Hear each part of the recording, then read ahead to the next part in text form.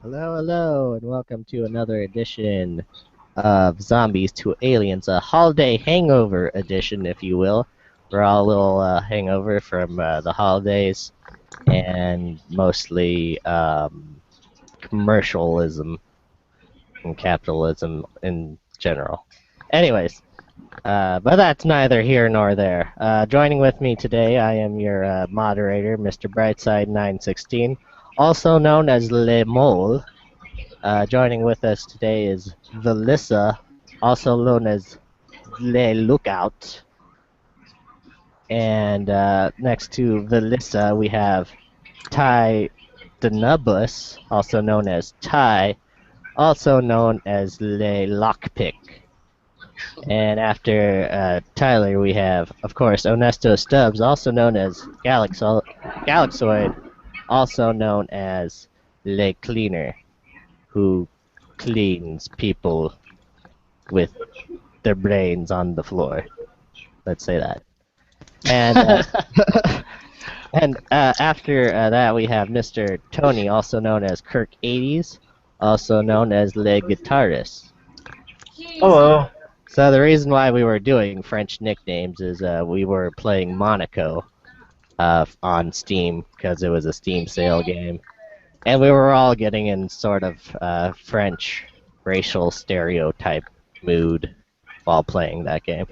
Yeah, it's all in good fun to make fun of a nation when it's all, humorous, really. Yeah. So watch our gameplay videos on the YouTube. And we also did one with Sanctum 2 where you can hear me, well, you can't hear me and Trey giggling like little schoolgirls, but you can feel the essence of that as we curse and text-to-speech with Sanctum 2. Much better than Moonbase Alpha, definitely. Yeah, it was all in good fun. Alright, so with each and every podcast, we like to start it off by giving shout-outs to new followers. And this is a segment we like to call Follow Me.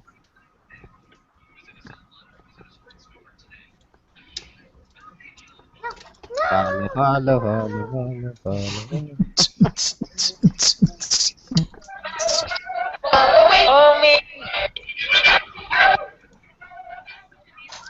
Alrighty.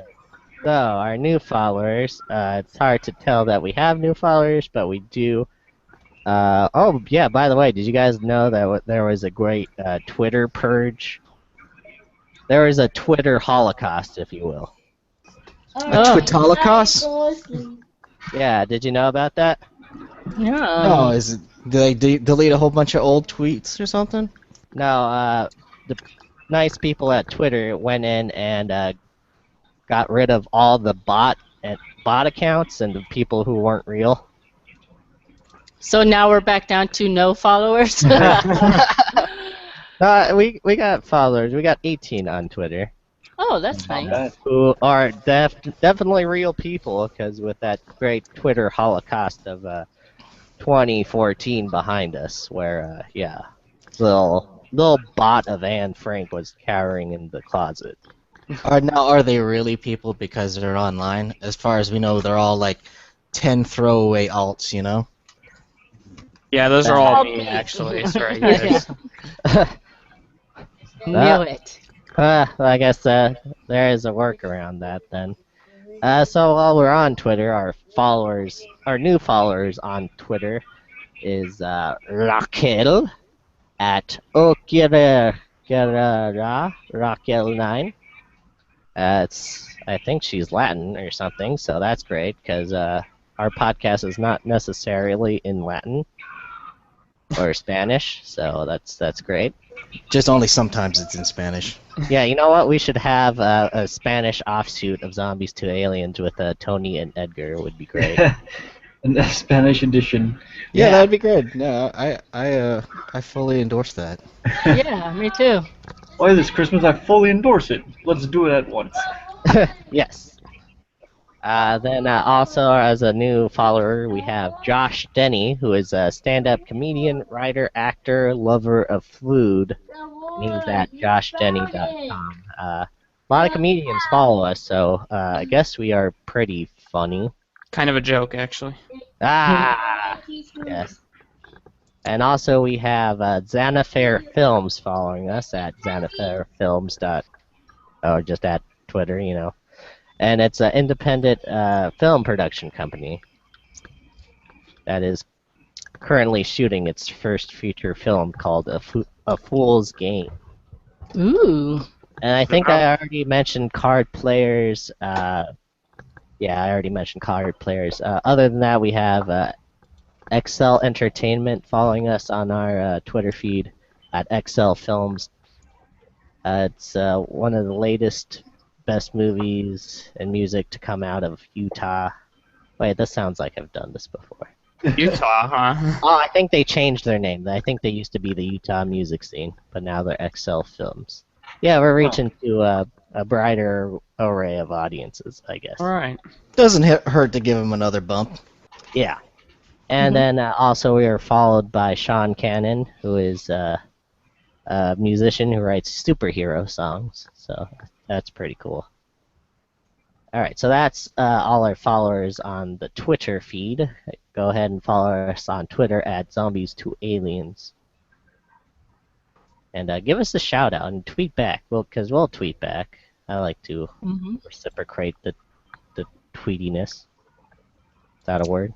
That's a word now. Not me. I don't know how Twitter works, so these newfangled tweets and whatnot. Newfangled, yes. Are they birds? What's going on? Oh, I'm assuming they're messenger pigeons of some sort. Yeah. Yeah, but Just you shove the don't- message up their buttholes is the difference.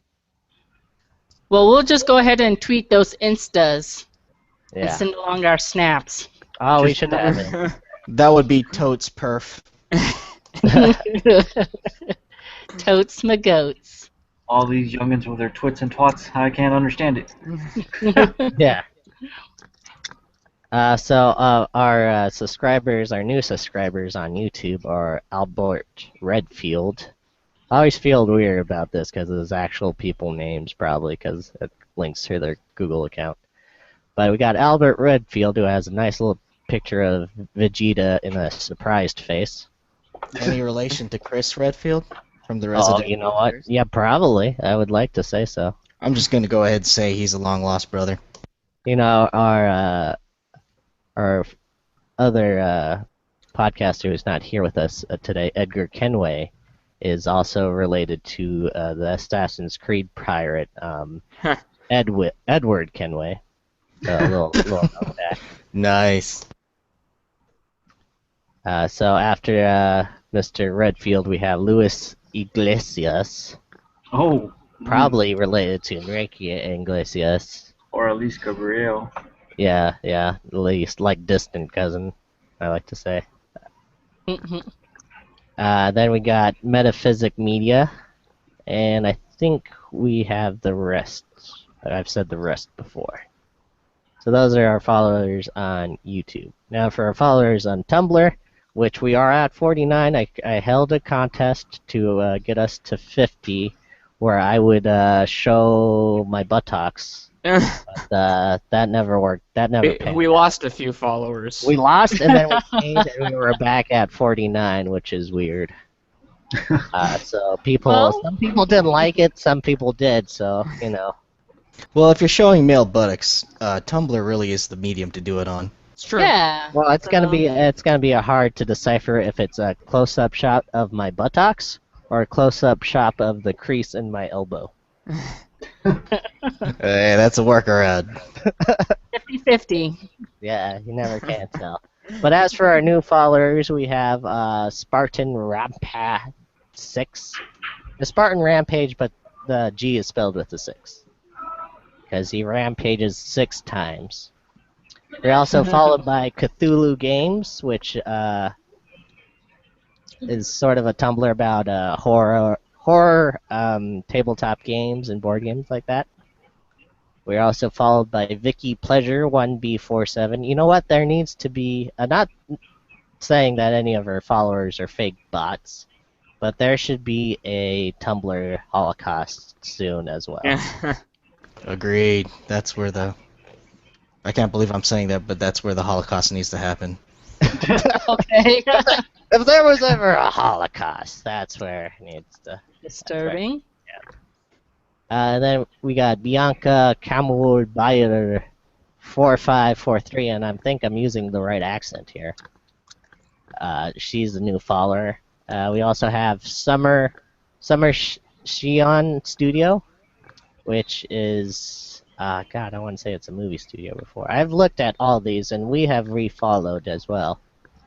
Also, we've have a new follower, which is probably one of my favorite web comics now because they're so hilarious.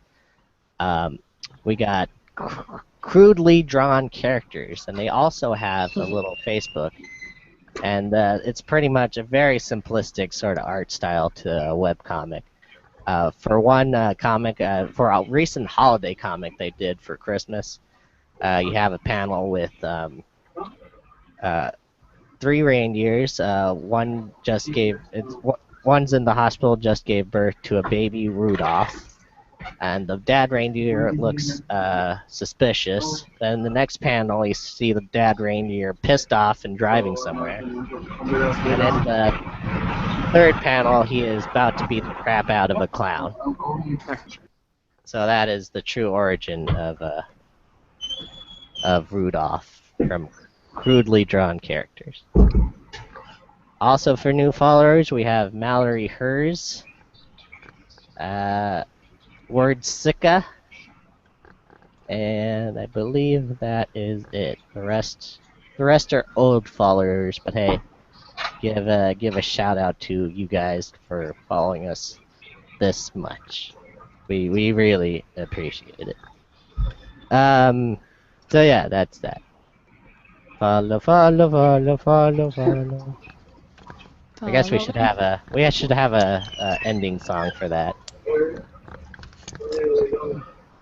Anyways, okay, so now we come to the part of the segment where I like to ask my fellow podcasters what they have been playing and what they've been watching. So we'll go ahead and start with the playing first. Why not? Since the Steam sale is still going on till January 2nd, I believe it's going to stop, and then we can all save our wallets from that. But so let's start off. Do a round robin, starting with Mr. Kirk 80s. Sir, what have you been playing recently? You know, I recently got GTA 5. Oh, nice. So that's awesome. I've been playing that one. I love that game. I played half of the story mode with my brother's version a couple months ago, but he broke it, so I haven't been able to play. So I just ended up buying one for myself. Although I did get the Christmas Need for Speed Rivals, so I'm looking forward to playing that.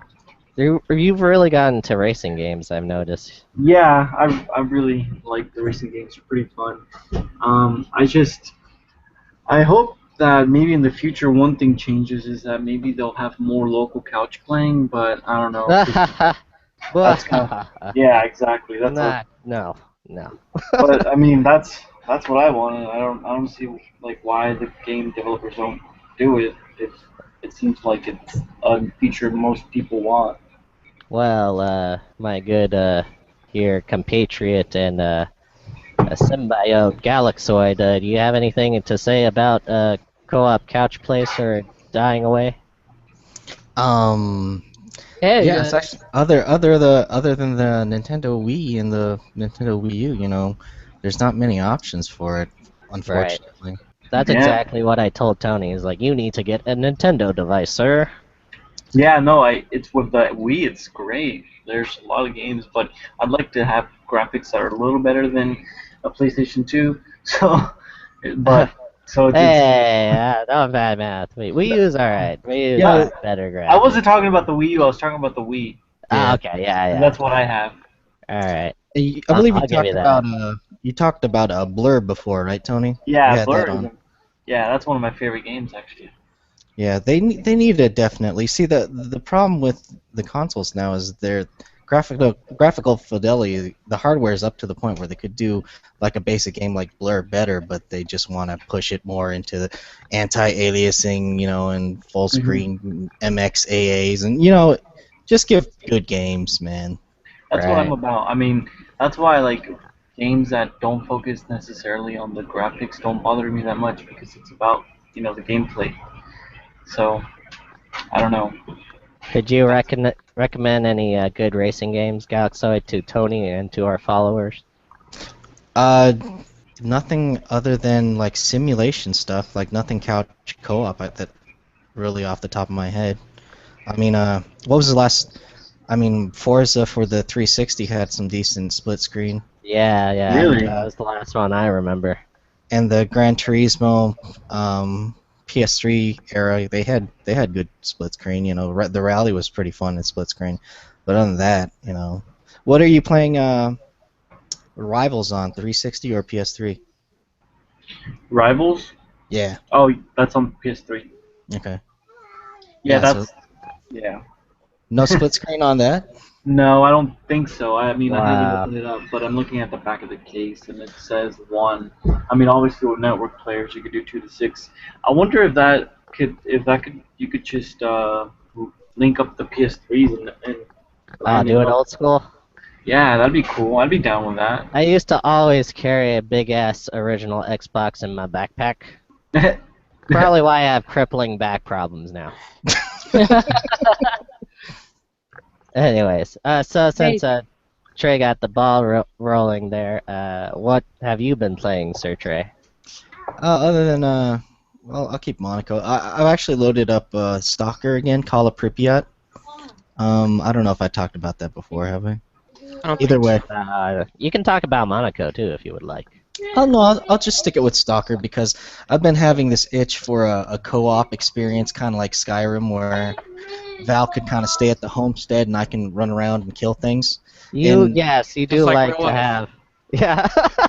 Mm-hmm. And other than like Minecraft and stuff, there's kind of not anything like that. I mean, Tyler was recommending The Forest because eventually that's going to have it in a peaceful version too, a peaceful Yeah. mode, I guess. But Stalker kind of scratched that itch for me. And Val mentioned another game that we've been playing that's been scratching that itch. But Stalker's really just like if you imagine New Vegas, that's kind of how it is. Very desolate and New Vegas feeling, except when you talk to people, a lot of the boxes still are just text. There's not dialogue for everything, just the main quest.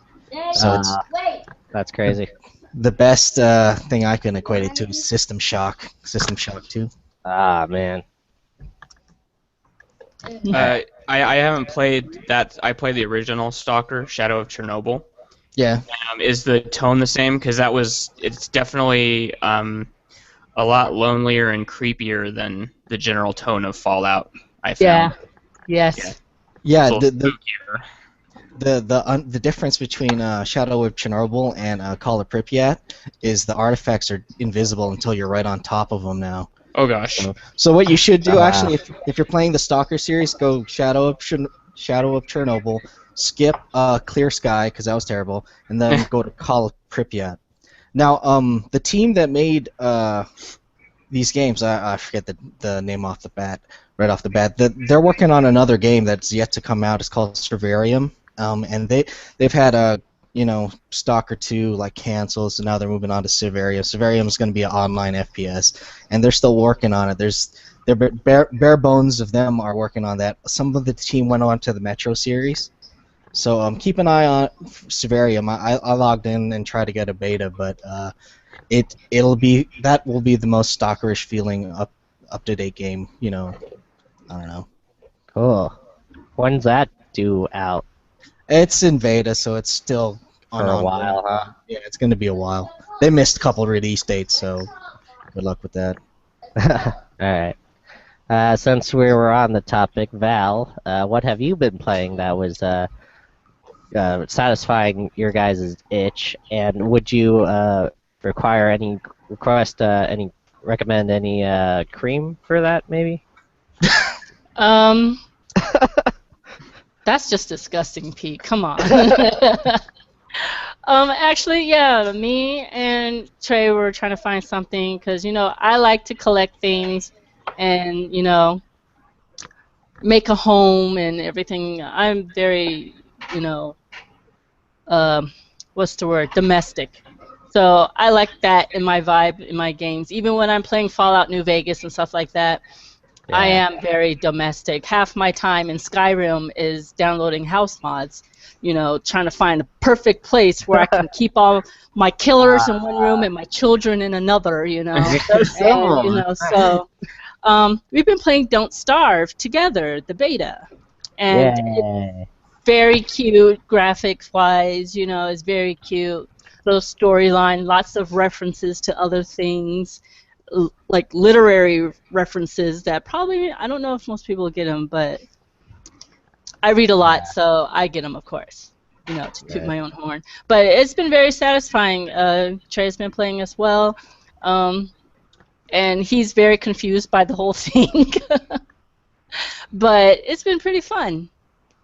That's good. It's definitely a learning experience. Yeah, I mean, there are some bugs that I think they need to work out, but I mean, of course, it's in beta, so Right. hopefully, they'll get on it. I'm not rushing them or anything, but it's pretty fun. I've also been playing more Skyrim. I downloaded the mod organizer, and it's totally changed the way I play the game, which is pretty awesome too. What does the mod organizer do? Well, if you subscribe to mods mostly, one of the big websites is Nexus Mods, and they have a mod installer where you just click download and install, and the mods go in your game. Well, with the mod organizer, it does the same thing, plus you can create profiles, it troubleshoots for you, it does so much, and the profile thing is awesome because it doesn't touch your install folder at all. It kind of makes a ghost file for all the mods and stuff, so you never have to reinstall the game if your mods mess up, which is glorious, as any modder would tell you. So, I have a profile for my mage, I have a profile for my huntress, got a profile for a thief. It just goes on, and it's pretty awesome, and I love it. Sweet. If you don't have mod organizer, get it. You're not playing Skyrim properly. Exactly. Yeah. And Yeah. it also works for other Elder Scrolls games, as well as Fallout New Vegas and Fallout 3, I believe. Oh wow, cool. So, yeah. Didn't know those were actually modded. On PC, just about anything can be modded. That's true. That's true. That's what Galaxy keeps saying. Except Master Race. the Ghostbusters multiplayer, apparently. Oh, yeah. No multiplayer there. It's just Anyway. Master Race things. Yeah, me and Tyler have played Don't Starve. I think when it came out, we got gift copies to each other. How is it? Is it a little easier playing with someone else when starving together? I'd say I'm playing the single player right now, and yeah, I haven't even touched the DLC, so I don't know how much harder it gets, but it's pretty tough trying to remember everything on your own. You gotta get supplies, you gotta get food, you gotta get light. With two people, it's definitely easier because you can delegate. So. Right. I always sort of run out of time. Like, oh shit, it's dark already. I need torches. I tell you what, God. on that game, I've picked up more shit than I've picked up in any other game in my life. Like, what do I do? I got some dirt, and I got this rock that looks like poo, but I think it's a rock. Straight up poop, light it on fire. Woohoo! Let's cook something over it. That sounds delicious. Alright. So, Mr. Tyler, I want to finish it off with something grand. What have you been playing, sir? What have you been sort of trudging through during the Steam sale? Well, obviously we've all been playing Monaco, which I really, really like. I'm very impressed. I think it's a pretty cool little game. And I also been playing a very little bit of 7 Days to Die, which is a zombie survival game. There's kind of a lot of those out right now. And I'm having some performance issues, which Oh, really? I'm still trying to work through. Yeah, but otherwise, it's kind of neat. I haven't quite figured out how to build things yet. No, Um, no. but yeah, I like the concept. I was trying to find something that would like a mod for Minecraft that would let me play. You know, I just wanted a zombie survival sandbox, and so I'm hoping that this 7 Days to Die game will scratch that itch. Yeah, I'm pretty satisfied with it though. Like, I had no idea what to do. Um, they really just throw you in there all willy-nilly. I guess I should have Mhm. looked at like the Wikipedia or something. Yeah. Now, is the That's, engine really scalable, or is it just across the board? It No, has actually, it performance issues? works really well on my stuff, which is Yeah, so I don't quite know what's going on with that. It might just be something with my computer that specifically the game doesn't like.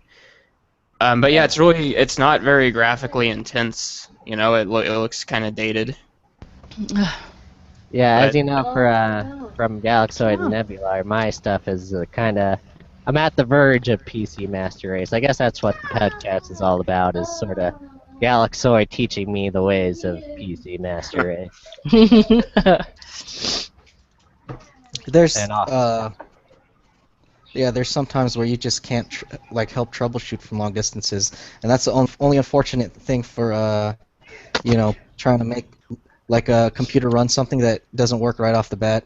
So yeah, That's the crazy, though. only master race thing that sucks. You have to learn on your own like relatively quickly by googling like stuff, and yeah, if it's not like if it's something you don't have time for, then yeah, I can see how people lean towards consoles and stuff like that.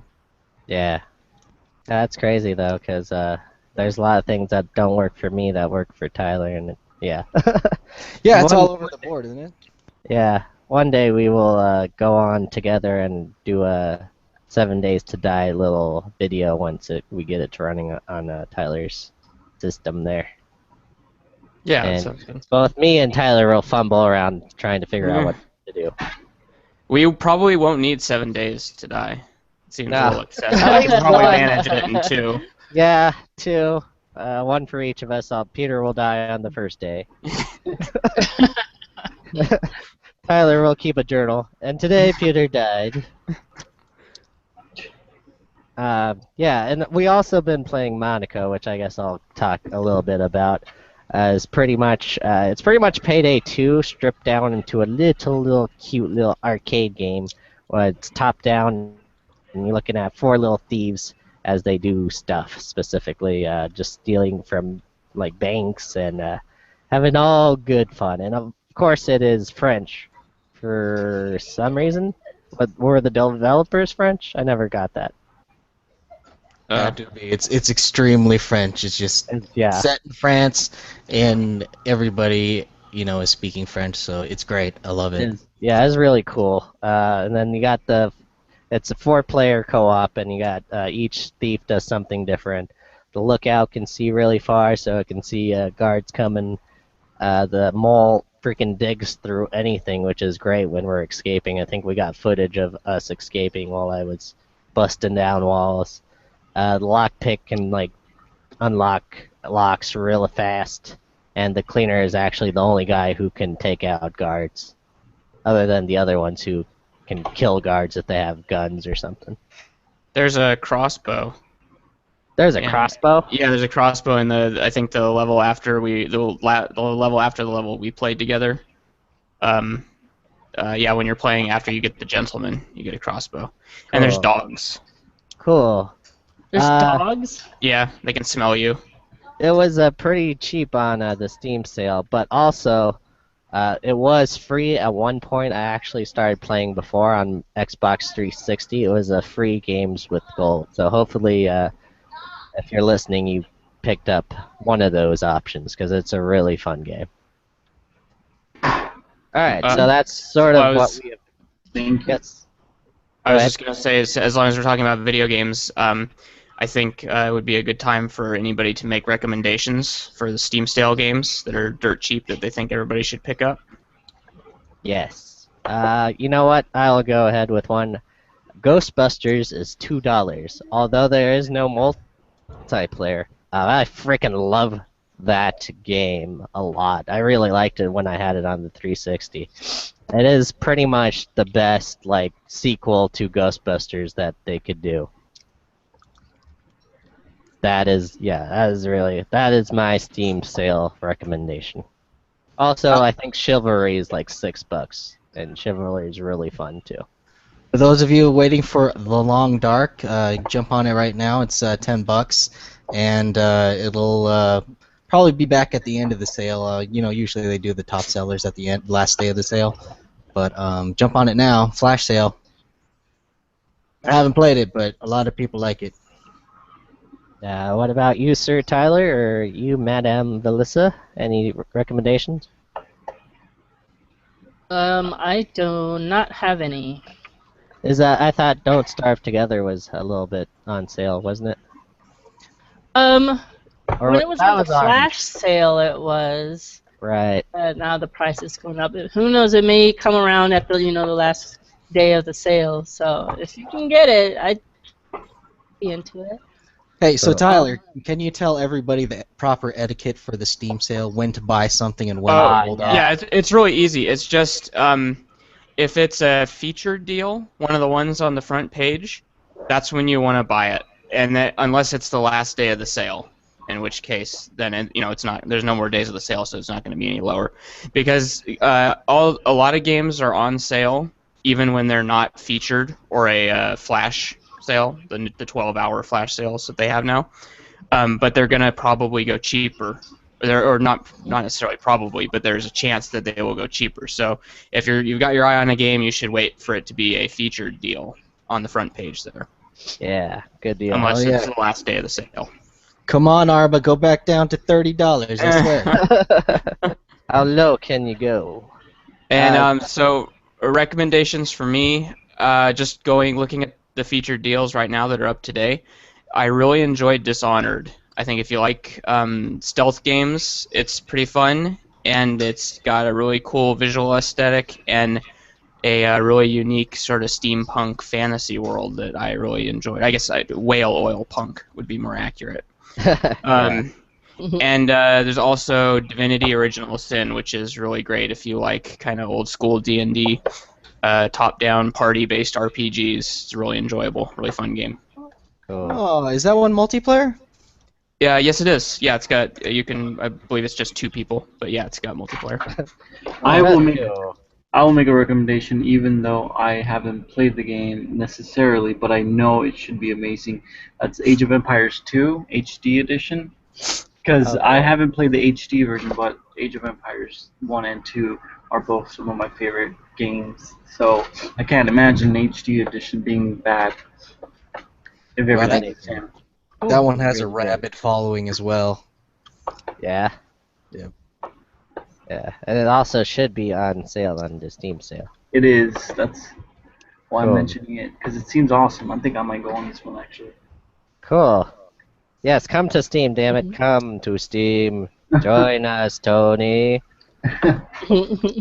Purchase, and then eventually, later down the line, you'll have something that can run it. Yeah. Yeah. Yeah.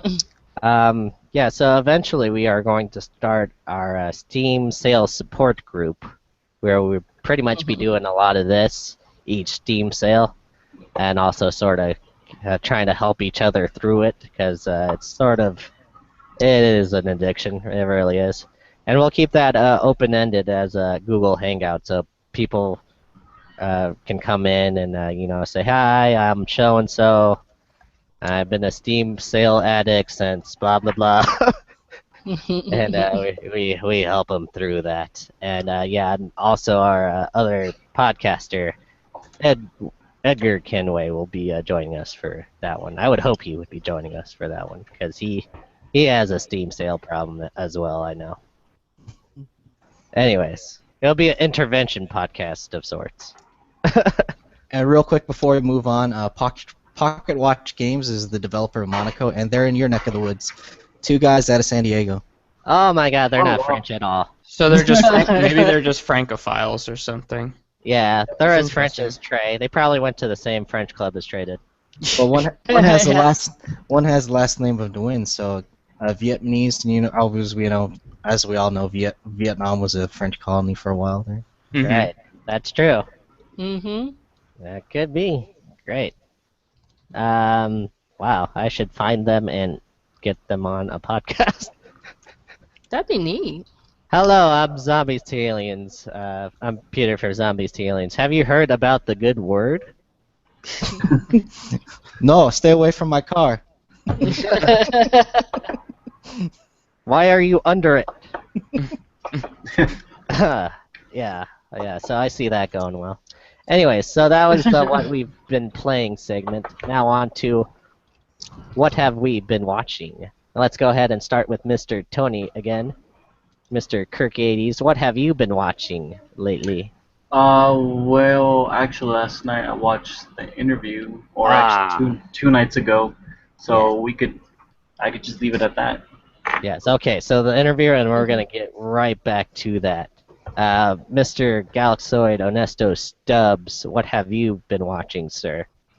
Well, ever since Tyler's review of, I guess the 5 armies, whatever. I haven't read it because of spoilers, but just read the last line. Hot mess. Pretty much. I have been watching the original trilogy on Google Play on the Roku. Oh, cool.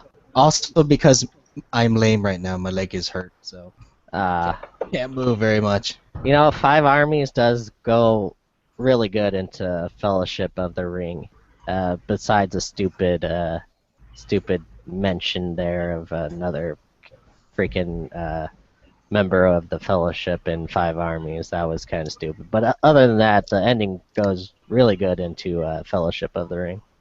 Did a little name dropping, Yeah, nudge, a little name drop in there. It's not subtle at all, actually. a little guy named Aragorn, Yeah, there you go. Spoilers. It's pretty much an elvish hot mess after an orgy, elvish orgy, pretty much.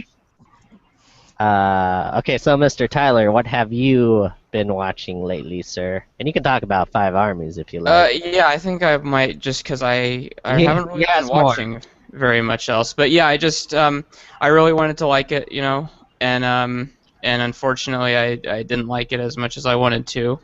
It certainly had it, huh? Can I ask you this? Was there sort of a tipping point in the theater where you were like, "That's it"? Yeah, I think so. I think kind of when it got to the battle parts, everything just sort of came apart, and it just sort of turned into a exercise in excess.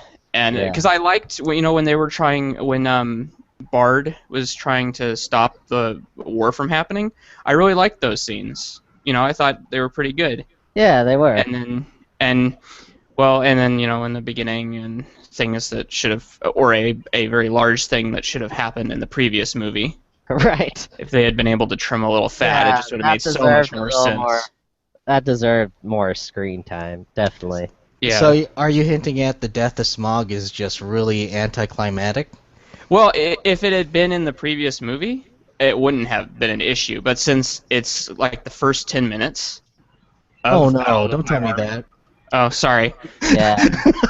No, it's okay. It's okay. Peter, You're Well, gonna it's find out not like sooner or we're later. surprised. I mean, Yeah, we everybody knew it was all going to know. happen. Yeah. Right. Smog dies? Darth Vader's father? Smog is Bilbo's father. But really, Snape kills Dumbledore. The Titanic sinks. that's Mind blown. But really, that's about as much time they devoted to it. Only like 10 minutes or something. Yeah, and if it was immediately following the whole conversation with Bilbo, the whole scene inside the mountain, then it's fine. But then when the movie starts out with that, it's just kind of, like a blow tickler, sort of feeble little send off there. And he kind of does live on, sort of. I know if you've seen the movie, you'll understand that. Yeah. But yeah, it was a little lame. And then it's kind of like the Lord of the Rings greatest hits, where they've got the big battle scenes and the CG trolls and all sorts of stuff going on, but then it doesn't have the same. It doesn't work as well as Lord of the Rings. It's just not as. It feels like there's not as much attention to the writing and the story and developing characters and everything. There's not a sense of purpose or urgency. Yeah. It's. I mean, kind of. But and then it just turns into at the risk of repeating what everybody else is already saying, it turns into a video game boss fight, and stupid Legolas. I mean, Yes. like the last half of the movie is practically a Legolas movie. It's ridiculous. Yes, exactly. Oh wow. Anyway, that's all I have to say about it. I don't want to spoil anything else. I think the first Hobbit movie, promised a lot, and then sadly all that. Because I thought I would like more dwarf time with all the different dwarves. Absolutely. I thought that's what we were gonna get, and no. No. I mean, considering the dwarves are a huge part of it, and Legolas wasn't even in the books, and then to give him more screen time than a majority of the 13 dwarves, it's just like, what are you doing, Peter Jackson? Yeah, really. But a lot of people liked Five Armies, and I think it's all right fic. Who really liked it was one guy sitting next to us, or a couple seats down, who had little public outcries of revelations of things happening on the screen. There was a lot of moments where I was just gonna laugh out loud, but I didn't want to be rude there. So I guess he enhanced my experience, if anything. Experience enhancer. Oh, that's the elf from the first 3 movies? Oh, yeah. Freaking That's Bilbo kind of gets odd that Legolas got more screen time when I was hoping that the bear dude would get more screen time. And they're just like, he's here, he's gone, and that was it. And I was really looking forward to that part. So there's an extended sequence featuring Bjorn in a Desolation of Smog, and it makes it a little bit better, but it's still he really he was done a grave injustice. I mean, when you've got a freaking shape-changing bear, use the shape-changing bear. Yes. But yeah, if you want a more Bjorn, this is not the movie for you. No, definitely. God. Definitely. I want my Bjorn movie. It's even that's Anyways, okay. So Miss Melissa, what have you been watching? Other than you and Tony talk about, riffing with 90s guys and whatnot, I watched a little bit of the interview. Looked okay, like your standard Seth Rogen fare, so I really don't know what's the big deal. Well, I know what's the big deal, but you know what I mean. I'm just like, meh. But mostly I've been watching, oh my gosh, I just brain fart. Okay, Franny Fisher's Murder Mysteries. About this flapper, I guess. She's kind of a flapper. It's set in the 1920s, so she's kind of this progressive flapper lady. She solves crimes, and she doesn't give a fuck because she's got a gun, So it's pretty awesome, Nice.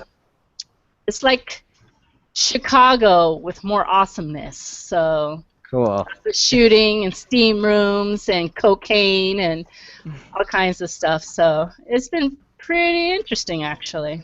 Yeah, 1920s Australia, right? Yes, 1920s Australia. Who knew? And what have you been watching that on? That is on Netflix. Cool. Yes. Great. And it's the whole series? I don't know. It's just the first season, and I don't know. Actually, I haven't really been paying attention. I just watch them because it's awesome. And also, Pee-wee's Playhouse is on Netflix. Oh my God, yes. Yes. The Christmas special as well is on there. Yeah. Yeah. I introduced my sons to the wonder that is Pee-wee's Playhouse, and they actually kind of enjoyed it. The older son was like, "What the heck were you smoking back in the '80s, Mom?" But the little one loved it. So Look at this guy. He, in the future, rapes people in movie theaters, but that's neither here nor there. He is really great. No, But not, Phil not, not Hartman. people, just his penis. yeah, just his there you penis. go.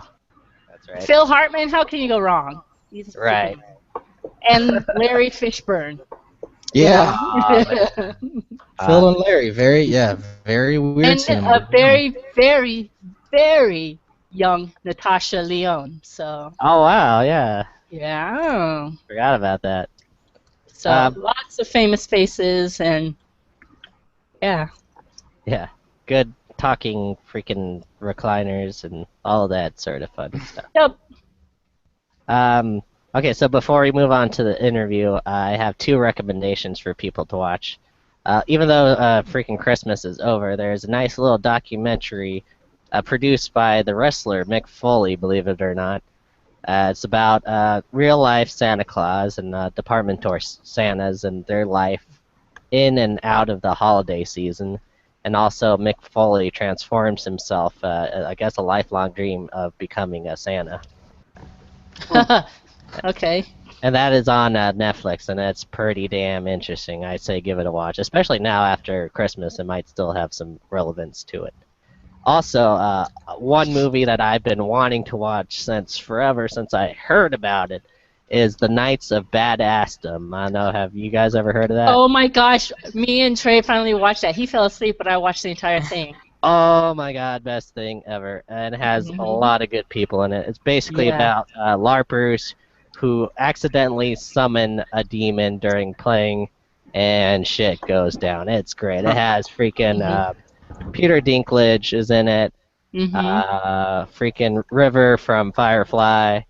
Summerglow. Freaking, what's that guy's name from Community? He's Abed. Yeah, Abed from Community. It's got Ryan, whatever his name, from True Blood. Yes. It is the best movie ever. It's so funny. It's a really good lighthearted film. And I suggest giving it.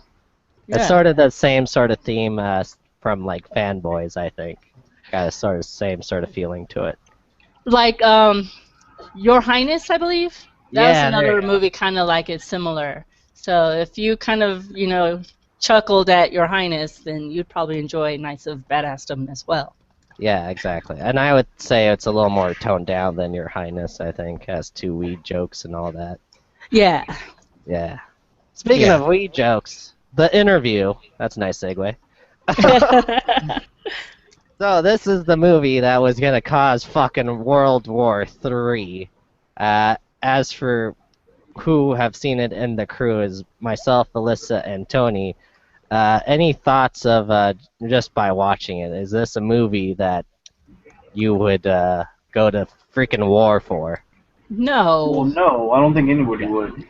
Yeah. But I think what you have to, when you're discussing a movie like this, you have to separate the film itself from the context and the controversy which is surrounding it, because they're 2 separate things. Right. Oh, yeah. Exactly. They really are. You could judge the movie, like I said, isolated on the end of itself, which is a pretty subpar Seth Rogen movie. It has some funny jokes. Actually, since I like that type of humor, I enjoyed it quite a bit. There were some, silly parts, but nevertheless, you get what you expect. Right. Now, the controversy surrounding it is, well, it's the big, the big question is whether political speech should always be protected or not.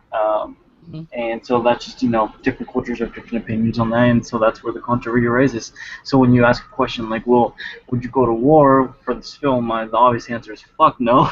I wouldn't go to war with any film. You know what's more ridiculous? I think reality is more fictionalized than what freaking happens in the movie. Yeah, but the ideology or or more importantly than that ideology, it would be like the context of what does it represent. Well, I mean, yeah, I would stand by a movie director being able to have his own movie released in his own country. Right. Yeah. I stand for that, so. Right. I forget who it was. Was it Charlie Chaplin who did the whole Hitler thing around, the World War and stuff like that? So, Yes. I don't know. It's like people don't learn from history, and they get all weird, and I don't know.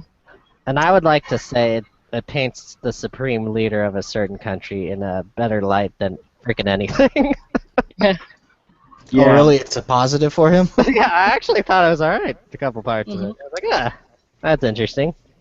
He's a cool guy. It looks like Dennis Rodman would really hang out with him. Yeah, really. So this movie is actually North Korean propaganda? Yes. Well, really I mean, it takes. I'm not sure. Yeah, we don't want to spoil it for Don't you. want to spoil it, but I mean, it shows him as a human being rather than just. There you go. So that's all you can really say. Yeah, exactly. It's just I would urge people just to go see it, just see the film that could have fucking. I would just see it if you would watch it anyways. If it's not some that's like your cup of tea in the first place, I wouldn't really bother. It's not that much of an issue. Don't turn it into an issue. You know. Exactly. I agree. If you like, if you like James Flacco and Seth Rogen type movies, then you'll probably like the interview. The other thing I wanted to really discuss, more importantly than the film itself, is this experiment that Sony has now done, which is releasing a movie directly to home viewership without having to wait for it to come out on DVD or Blu-ray. Yeah, that was interesting. I think this experiment, and that's why I feel so passionate about paying to see this movie, actually, because I want to contribute to whatever hope we have in the future that more movies will come out for a VOD, video on demand. So I don't know. So to go into the movie theater to pay for it, maybe actually I don't think I would have done that. Yeah. But for $6 to rent it and then to contribute to like Sony saying, well, should we play this game in the future? I mean, I'm all for it. More options. I'm just all about options. If I can like stream it at home or if I can go see it, then that's awesome. You know, I don't want to be cornered into one particular halfway. Let me ask you guys then, how did you see it and on what format? Google Play. Okay, nice. With on a computer? It was streaming through my desktop to my TV. You know what's interesting? It was never released on a Sony thing, a Sony device. And that's interesting. They didn't want any part of this movie. They didn't release it on Crackle either, which was the... How about, we're way too close. We're not going to mess with that. Yeah, really. How about you, Miss Val? What did you see it and how did you see it? Actually, one of my friends on Facebook sent me a link because I was talking to her about it, so... Nice. That is freedom of speech at its finest, I think. And I also watched it. I know. Google... Long live Pirate Bay. Yeah, exactly. I also watched it on Google Play with my Roku that a big fat jolly man in a red coat gave me. I don't have a red coat. Oh yeah, we gotta get you a red coat. Wait, you do. You have the Nintendo one. Yeah. Yeah. So. So how do you guys feel about that? Do you guys think that is the future of movies, or rather, do you think that would be a good option to have on the table to release movies directly? I think that's genius. Yeah, that's pretty cool. Because I don't get to go out to the movies, as often as I'd like to. But having that choice and that option, oh heck yeah! And I would actually pay for it too. I think they get a little weird when it comes to stuff like that. We're kind of our laws and whatnot aren't as up to date as the availability of technology today, so it gets a little gray area, but I think if everyone were to roll with it, it could be pretty good and a pretty big thing. Hell yeah, I'll do it too, and I'll Bandicam it through a window. Record that shit. Exactly, right? It's someone else's house. At least that's what people think they're going to be doing, but But you know what? It's fine. I think as long as like one person pays, then that's fine. Because then they're still trickling a little bit of money from somebody who would otherwise pirate it. Right. Hey, I got a question about the film in and of itself. Is the assassination scene really that bad? Yes. I guess so. I'd be tipped off. I don't know. No, I actually thought it was one of the coolest scenes in movies. Period. Actually, it's fucking cool. Yeah, It's a very Inglorious Bastards type feel. it really. They're like their ending, their climax had a way higher production value than the rest of their movie. Yeah, Dan. Mhm. I was like, oh, this is nice. All of a sudden, it's like if Seth Rogen and James Franco did a freaking Marvel movie. It's pretty much how that would happen. Yeah, it was cool though. And I would also like to say that the future is sort of here already with videos on demand. I know Blockbuster Video and like Cox on demand and stuff like that. Also, there's one more thing. I think Voodoo a little bit. Voodoo. They Yeah. already have some movies that are out in theaters that you can rent on demand as well. Hmm. And I believe a Box Trolls is on there, and I don't think Yeah. you can rent. Yeah, Box Trolls just came out like what, last month? Wait, really? Uh, Box Trolls is out? Have you seen it? Yeah. I Only on want you Vudu. so much. Oh yeah. Okay. Yeah. With us today, sorry, we need to promote Box Trolls a little bit because with us today is Fish from Box Trolls. Hey Fish, how you doing? Yeah, yeah. Hey Fish, serious question. How did you feel about the interview? Do you fish? Eat eggs. Eggs. Yeah, yeah. I wouldn't let eggs watch that movie. That's okay. Okay. Bye. Bye. Bye. Bye, Fish. Yeah. I do not understand that reference. No, you don't know. Fish is a great guy. I He's the- do. Fish is my Box Troll friend. You can watch him while you're watching Box Trolls. Anyways, yeah, he's good. He's great. Named after the box he is in, of course. Fish. Mhm. Fish box. Anyways, does anyone have anything to say about the Sony hacks? Well, shoot, I could take this, or Tyler can take this if he wants. No, you go ahead, Trey. Go ahead There's and kick it in the ass if you'd like. Oh God. Anyways, there's a good article on the Daily Beast if you want to Google it real quick. It's it basically no, North Korea didn't hack Sony. That article on the Daily Beast. It actually goes fairly in depth about what the malware the FBI found and why they equated it to North Korea. And they're really everybody still kind of is pointing the finger to insider, an employee that actually hacked Sony and stuff like that. As Oh, far wow. as tech gurus are concerned. So they say the FBI was slightly off base there. And you know what the sad part is? I think as far as cybersecurity in the world, we're well, actually compared to North Korea, I think we might be a little bit lacking in that sense. You're right. There's a lot of articles online of defectors talking about Pyongyang's. I forget what. I believe it was like a unit. It was like is a certain numbers. I'm gonna say 121, where they actually have been working on hacking predominantly, and only like a few people out of 100 get into the university, and they've been working on coding for. They learn C+, they learn like languages right off the bat, and they're working on hacking into systems for like the last 15 years of their life. So I think they are very far. In fact, being part of a military branch, I could tell you nobody knows anything in the military. We Wait, are, wait, wait. True. We don't want to put. We don't put that. We know everything in the military. There you go. Oh, and you know, it is very sad how far, like say in 2000, well let's say in the year like 1999, 2000, right around the turn of the millennium, how utterly inadequate we are. It's really, really bad.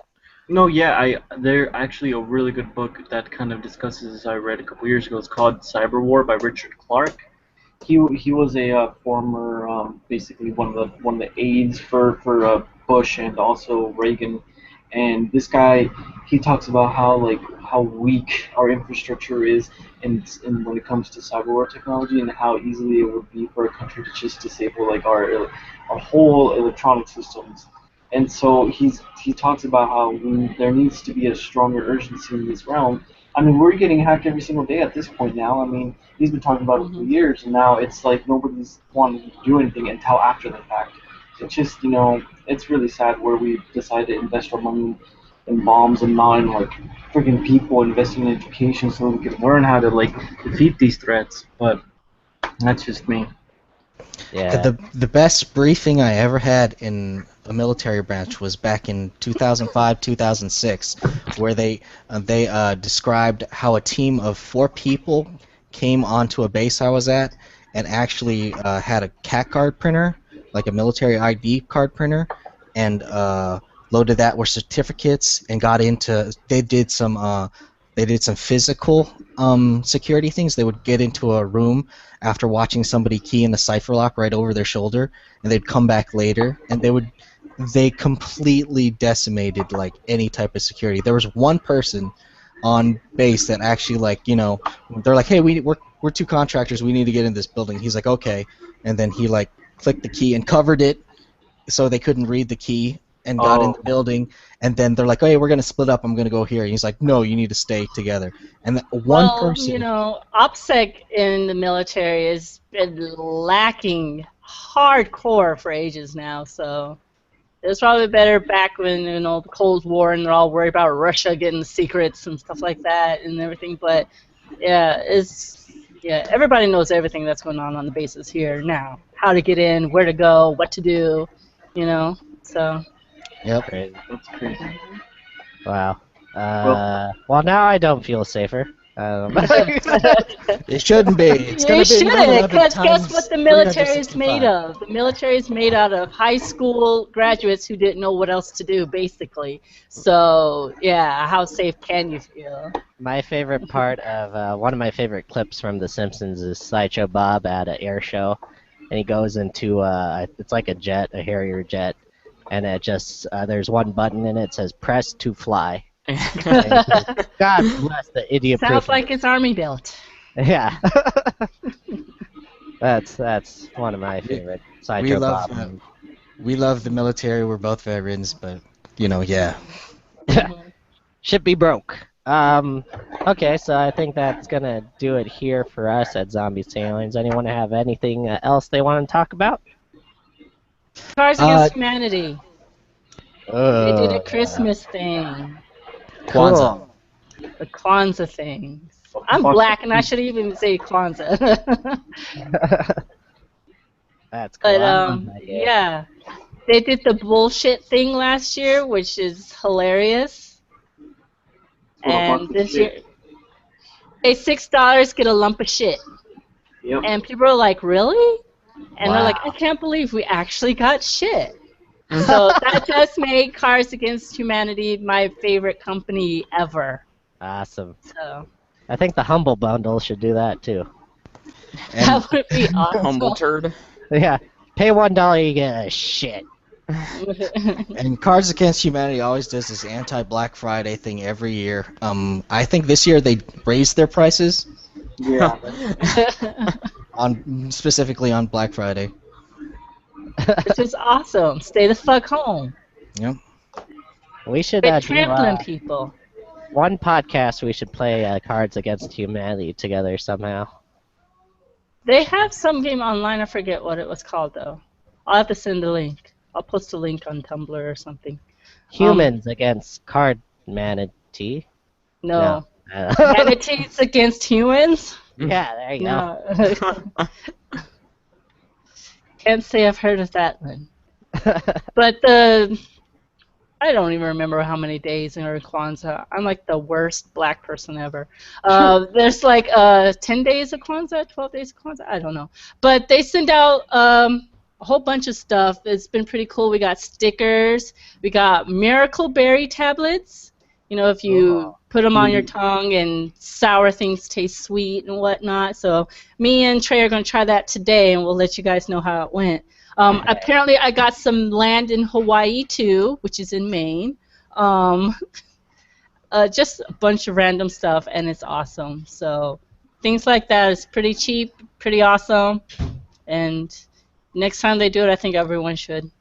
Yeah, it was only a $15 buy-in too, so. And now I'm a landowner. What? So. Cool. Yes, if you haven't played Cards Against Humanity, please you gotta treat yourself to it because it's the new way of a board game, I think. Yeah. The most fun you'll have being politically incorrect. Yes, exactly. Okay. Anyone have anything else? Nope. Nope. There's a big nope. All right. So go see the interview. Go play Cards Against Humanity. Go waste all your money on Steam on the Steam sale, which is going on till January 2nd. And also keep it tuned to Zombies to Aliens, where we'll be having our Steam sales support group podcast, our Riffin' with 90s guys with me and Tony, our Galaxoid and Nebula PC Master Race cast with me and Trey. And eventually we're going to have podcasts hosted by Velissa and one hosted by Tyler Scott about card games and tabletop games. Yay. And also, I will show my buttocks once, I think, maybe. Just the one. Yeah, you know. And, okay, so that's going to be it from here at Zombies to Aliens, where we like you because of your brains. Thank you, guys. Thanks.